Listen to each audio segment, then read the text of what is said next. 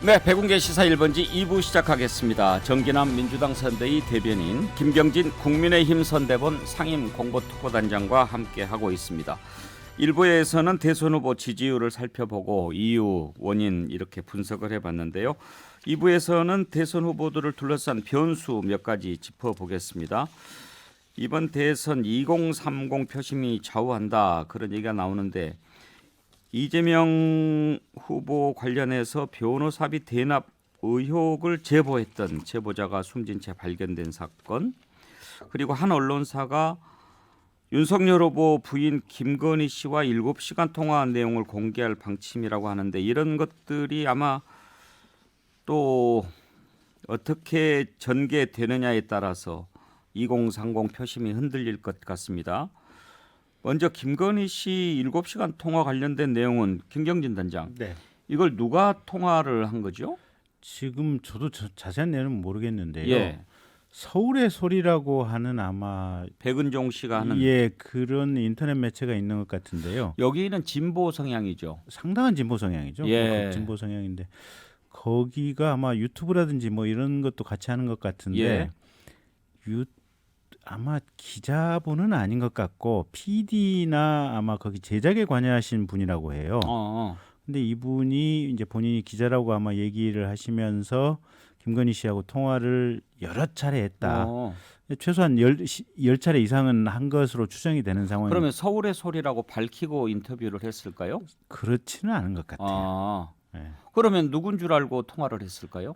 기자라고 얘기를 했다는 것 같아요. 어디 기자라고? 그건 잘 모르겠어요. 네.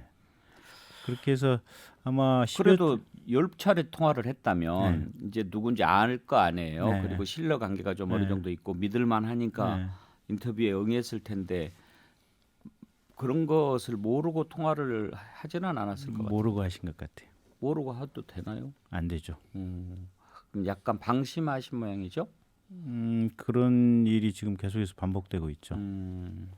그러니까 이게 미디어 접촉에 대한 요령 경험이 없는 전혀 거죠. 없으신 거죠. 그러니까 사실은 그냥 평범한 보통의 가정주부 뭐 이 정도 어떤 관점에서 그냥 미디어에 대한 생각이 있으신 거 아닌가 싶어요.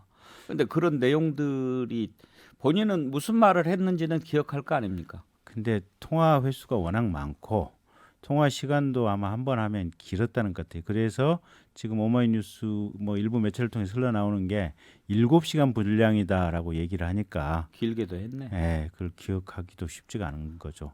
본인이 뭐 통화 내용을 녹음을 해놨다면 녹음을 까서 들어보면 복귀가 되겠지만 그런 상황도 아닌 것 같아요. 지금 국민의힘에서는 방송 금지 가처분 신청을 냈다면서요? 네, 그런 것 같습니다. 이거가 나가면 안 좋을 거라는 판단인가요? 그러니까 그렇게 했겠죠. 일단 첫째가 절차적으로 예.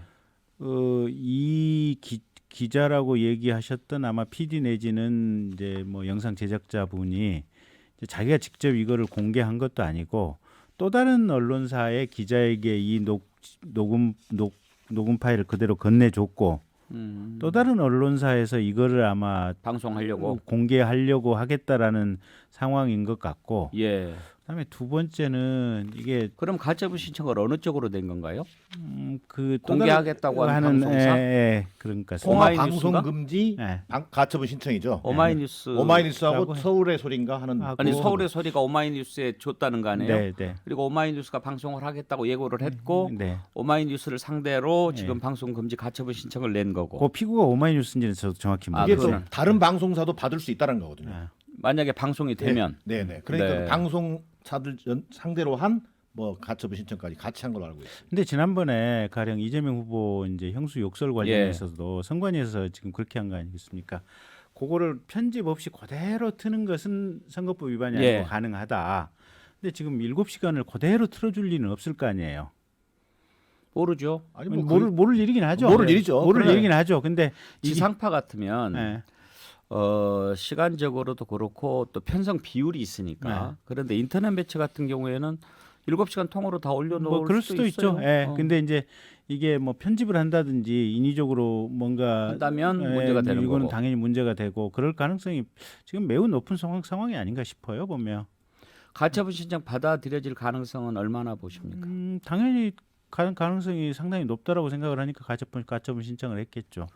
공익적인 측면이 있기는 하지 않나요? 그래서 이제 지난번에 선관위도 통으로 그대로 그냥 다 게재를 하는 건 가능하다고 했고, 뭐 그렇게 뭐 7시간을 그냥 통편집 없이 그냥 편집 전혀 없이 그냥 내놓는다고 하면 예. 그것까지는 참을 수 있지 않나 싶기도 한데, 어쨌든 조금 뭐 그쪽이 가지고 있는 매체들에서 어떤 자세와 어떤 태도를 취하고 있는지 그런 부분도 중요하지 않나 싶습니다. 근데 어쨌든 국민의힘이 이제 김건희 씨 그 통화 방송 금지 가처분 신청을 했기 때문에 예. 이제 법적 판단은 받아봐야겠습니다만, 그럼 아마 법원 입장에서도 상당히 이게 앞서 앵커께서 말씀하신 것처럼 국민의 알 권리, 그다음에 또 언론 자유의 침해 여부, 이런 부분들이 굉장히 심각하게 아마 그 문제를 바라볼 수밖에 없을 것 같아요. 이것이 언론을 통해서 이제 공개가 되는 것이기 때문에. 그리고 이제 그런 측면이 하나 있다면, 이제 아마 이제 김건희 씨나 또 국민의힘 입장에서는 좀 전에 우리 김경진 단장은 7시간 동안에 무슨 얘기를 했는지도 잘 모른다, 기억이 나지 않을 수도 있지 않느냐, 이런 얘기도 했지만, 실제 거기에는 이제 김건희 씨가 어떤 정치적 입장들이 상당히 많이 담겨 있다고 그래요. 문재인 정부에 대한 비판, 어허. 조국 전 법무부 장관에 대한 비판, 또 검찰 수사에 대한 뭐 비판, 뭐 이런 것들이 담겨 있다는 거예요. 아마 그러면 서울의 소리에서 이런저런 현안이 있을 때마다 전화해서 의견을 그렇게 들었던 봐야죠. 모양이죠? 한 번에 뭐 7시간 다 통화한 것 같지는 않고요. 그렇겠죠. 네. 10차례 했다고 그러니까. 네, 그리고 이제 뭐 김건희 씨 입장에서야 본인의 어떤 감정의 기복 상태라는 게 있는 거니까, 본인도 지금 검찰 수사를 받고 있잖아요. 그러다 보니까 뭐 억울한 점도 있을 것이고, 또 하소연도 했을 것이고, 또 그러면서 앞서 얘기했던 몇 가지 이슈들에 대해서는 본인의 생각을 여과 없이 얘기했을 가능성은 있죠. 그래서 아마 이제 국민의힘 입장에서는 이게 그동안 이제 후보 리스크 이런 얘기를 많이 했는데, 자칫 이것이 예를 들면 배우자 리스크 뭐 이런 것들로 비화되지 않겠냐라고 하는 점에서 예의주시하는 건 이해가 되지만, 법원의 판단을 우선 지켜볼 필요는 있어 보입니다. 근데 언제부터 통화를 했는지는 모르겠지만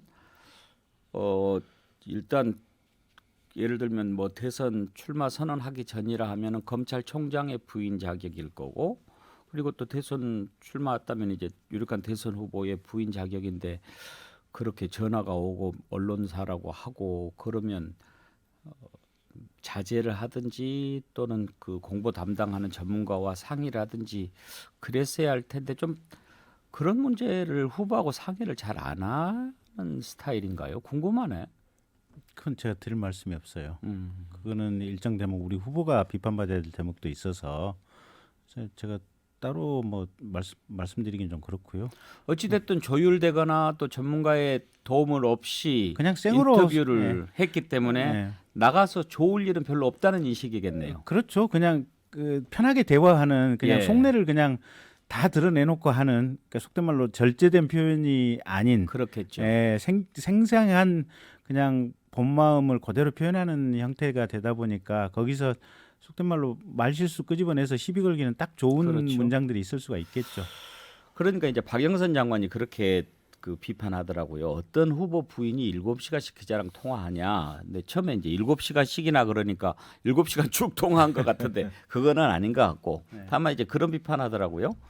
뭐 일부에서 김건희 씨가 내성적이라고 하는데, 이런 걸 보면 내성적은 아닌 것 같다. 뭐 그렇게도 얘기하고. 근데 충분히 그렇게 생각할 수 있죠. 이제 뭐 저희가 직접 뭐 경험한 건 아닙니다만, 김건희 씨가 그래서 감정의 기복이 좀 심하다고 그래요. 이제 언론인들 말에 따르면. 그러니까 뭐 좀 이렇게 욱하기도 하고 분하기도 하고 뭐 이런 감정들이 그대로 전달됐다고 한다면, 오히려 이제 뭐 국민들이 볼 때 후보의 배우자에 대한 어떤 기준에 있어서, 판단에 있어서 썩 이렇게 그 긍정적인 쪽으로 작동하지 않을 수도 있다. 뭐 그런 우려들이 있을 수 있다고 보여집니다. 예. 아무튼 이런 것들이 아직도 여전히 표심을 흔들 수 있는 변수가 되기는 되겠죠. 지금 그러니까 이게 우리 배우자께서도 이제는 깨달으셨을 거라고 생각을 하는데, 이게 그냥 민주당이나 이재명 후보 이쪽이 아니고, 그러니까 언론 매체들 중에서도 뭐 굉장히 적대적인 매체가 있고, 어떻게든지 말실수를 유도해서 이거를 꼬투리 삼아서 선거 국면에 이용하려고 하는 상황도 있을 수 있다. 이런 부분에 대한 명확한 인식이 있으셔야 되는데, 그냥 너무 착하고 순진한 거예요. 보면 그냥 거기 다 그냥 덫에 고스란히 걸려가지고 지금 있는 거 아니에요. 보면. 그래서 그래서 저는 뭐 한마디만 보태면요, 과거에요, 안철수 후보가 그 부인이 사실은 거의 노출되지 않았었어요. 근데 자칫 이제 그런 것들이 나중에 어떻게 비화가 되냐면 실제적으로 안철수 후보의 무슨 비선 실세는 후보 부인이다. 뭐 이런 얘기로 와전이 되거나 또는 비화된단 말이에요.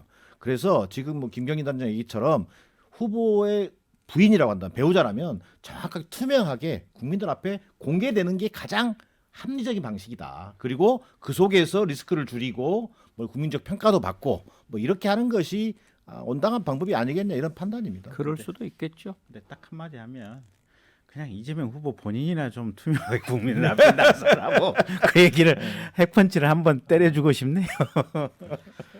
네.